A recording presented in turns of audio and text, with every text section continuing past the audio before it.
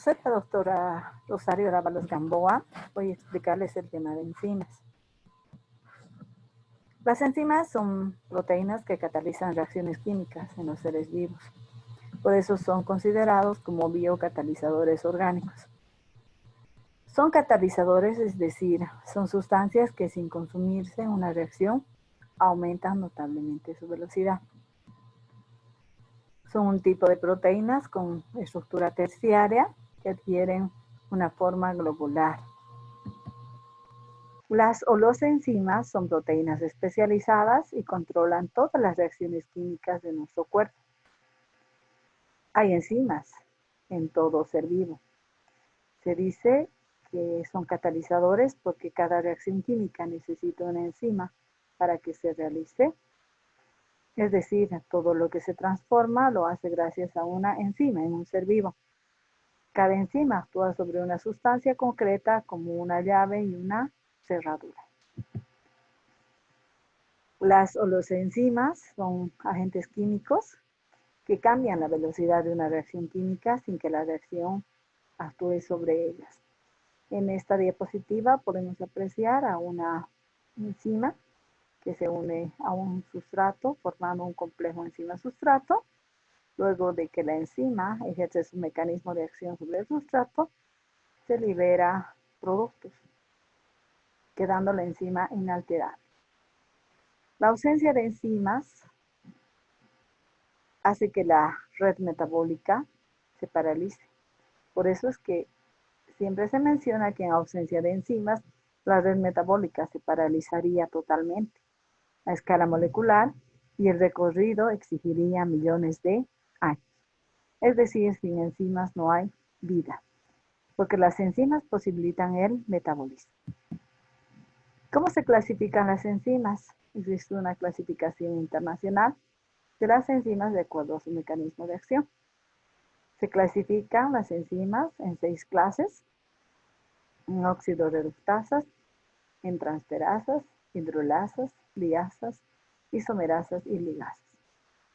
Este orden, que está representado en esta diapositiva, es inalterable. Siempre la primera clase de enzimas pertenece a las oxidorreductasas o la sexta clase de enzimas pertenece a las ligasas. Reitero, este orden de clasificación de enzimas es inalterable. Las oxidorreductasas son enzimas que actúan sobre procesos de oxidación o reducción, es decir, transferencia de electrones. Las transferasas son enzimas que transfieren grupos químicos de un sustrato a otro. Las hidrolasas son enzimas que hidrolizan, es decir, introducen los elementos del agua en un compuesto para transformarlo en producto. Las liasas, la cuarta clase de enzimas, son enzimas que transfieren grupos químicos de un sustrato a otro, produciendo la aparición o desaparición de dobles enlaces. Las isomerasas, la quinta clase de enzimas, son enzimas que intervienen en procesos de transformación de isómeros, ya sea ópticos, de posición, de cadena. Y las ligasas, llamadas también sintetasas, son un grupo de enzimas que unen elementos químicos utilizando energía para este proceso. Utilizan energía procedente del ATP. En cada clase de enzimas existen subclases y subclases. ¿Cómo se nombran las enzimas? Existen 3 formas de nombrar a las enzimas. Una forma muy antigua de nombrar a las enzimas, esto es de los años 60, es nombrar a una enzima utilizando el nombre de sustrato con la terminación asa. Ejemplo, una enzima que actuaba sobre lípidos se denominaba lipasa. Una enzima que actuaba sobre proteínas se denominaba proteasa. Otra forma de nombrar a las enzimas es utilizar una clave con 4 dígitos, en donde el primer dígito representa la clase, el segundo dígito la subclase, el tercer dígito la subclase y el cuarto dígito representa el nombre específico de la enzima que ha sido asignado arbitrariamente a esa subclase. Este tipo de nomenclatura con los 4 dígitos utilizan los enzimólogos. Son científicos que estudian a las enzimas durante 4 años, 6 años. Y existe una tercera forma de nombrar a las enzimas, es utilizando un nombre con 2 palabras. La primera palabra representa el nombre del sustrato sobre el cual actúa la enzima, y la segunda palabra es el mecanismo de acción con la terminación asa. Ejemplo, la malato deshidrogenasa es una enzima del ciclo de Krebs que actúa sobre el malato, que es el sustrato, lo deshidrogena y por ser enzima su nombre termina en asa.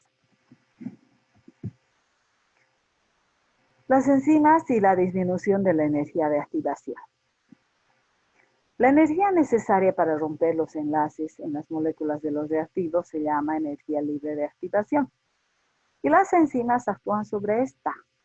Cuando se unen a un sustrato, disminuyen esa energía de activación. Los enlaces de los reactivos se rompen solamente si las moléculas han absorbido energía suficiente para volverse inestables. Cuando, por ejemplo, en unos reactivos A, B y CD actúan las enzimas, entonces, como las enzimas vuelven inestables esos enlaces que mantienen unidos a esos elementos o compuestos, entonces se va a facilitar, las enzimas facilitan la ruptura de esos enlaces para que se liberen productos. Podemos apreciar en estas diapositivas cómo las enzimas disminuyen la energía de activación en los compuestos para facilitar su descomposición y liberar productos.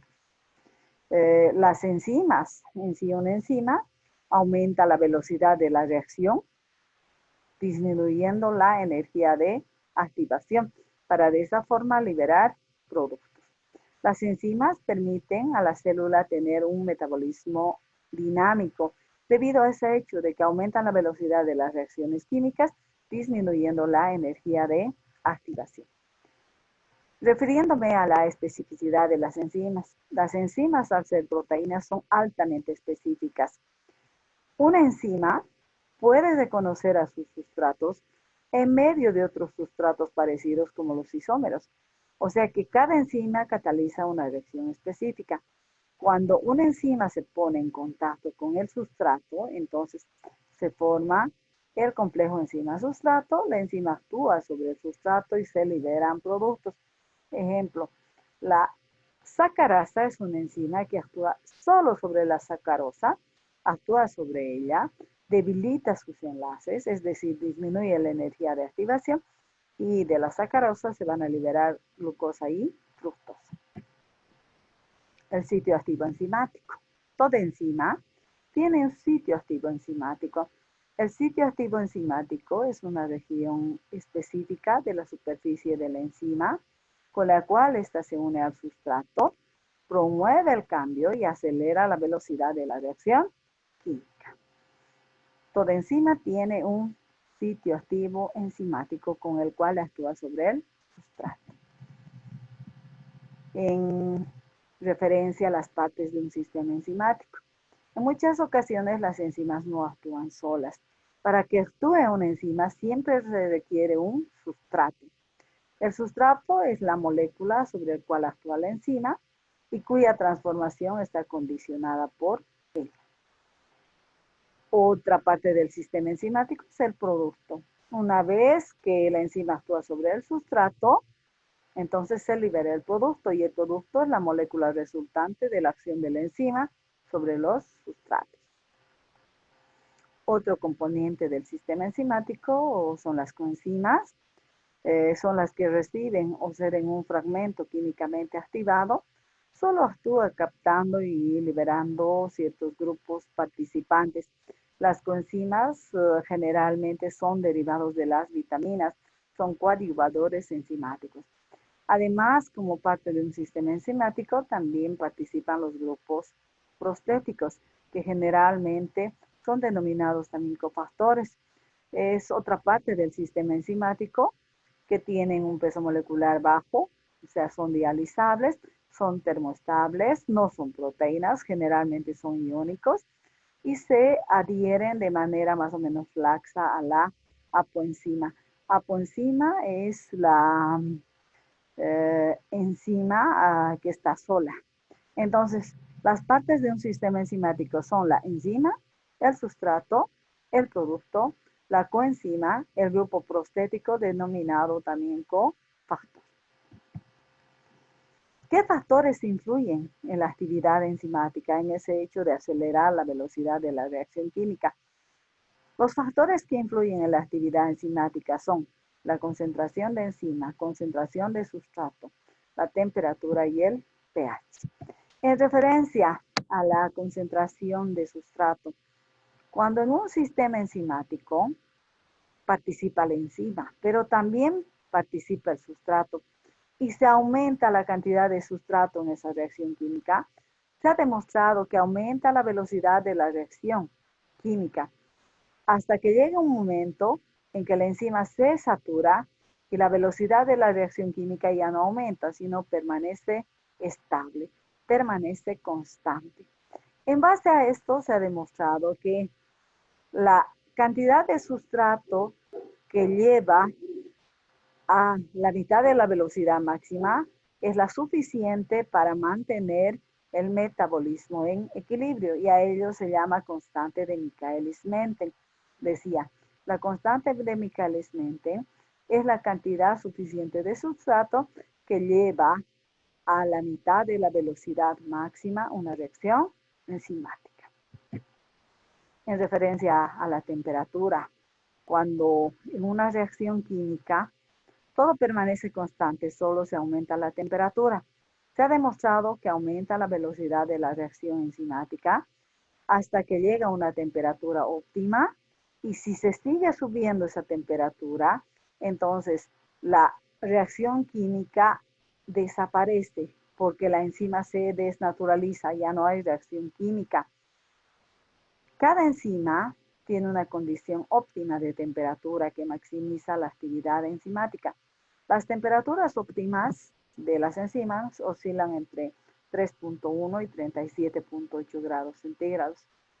Como dije, a más temperatura, más velocidad de reacción, hasta que llega un momento en que la enzima, por efecto de la temperatura, se desnaturaliza y no existe reacción alguna.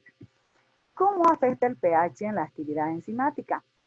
Se ha demostrado que toda enzima tiene un pH adecuado en la cual actúa. Y este pH adecuado en el ser vivo, el pH óptimo, es más o menos entre 6 y 8. Pero existen ciertas enzimas que son excepciones. Por ejemplo, la pepsina actúa a un pH muy alcalino. Pero toda enzima actúa a un pH adecuado para ellos. Cuando este pH de la enzima aumenta o disminuye, va a disminuir la velocidad de la reacción química. Por ello que las enzimas son sensibles a la concentración de sales, no pueden tolerar soluciones extremadamente salinas. Refiriéndome a los cofactores, llamados también grupos prostéticos. Los cofactores son sustancias no proteicas que sirven de puente de unión entre el sitio activo de una enzima y el sustrato. Son coadyuvadores enzimáticos, generalmente los cofactores son inorgánicos, ejemplo, el zinc, el fierro, el cobre, el cobalto. Tenemos acá el ejemplo de un cofactor. Cuando se une a una enzima, un cofactor sirve de puente de unión entre la enzima y el sustrato. Las coenzimas son también parte de un sistema enzimático, son coadyuvadores enzimáticos de naturaleza orgánica. La mayoría de las coenzimas son derivados vitamínicos. Todas las coenzimas son esenciales para la catálisis enzimática. Ayudan en el quehacer a las enzimas. Cuando la enzima está sola, ya mencioné hace un momento, se denomina apoenzima. Cuando se combina con una coenzima, se denomina holoenzima. Reitero, las coenzimas son coadyuvadores enzimáticos. Tenemos coenzimas comunes, que son derivados de las vitaminas.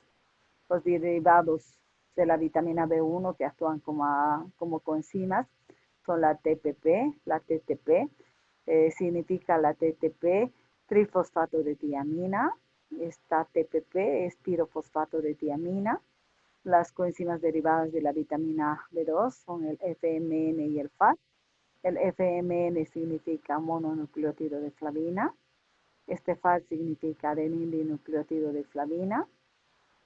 Coenzimas derivadas de la vitamina B3 o la vitamina PP son el NAD y el NAD fosfatado. El NAD significa adenindinucleótido de nicotinamida.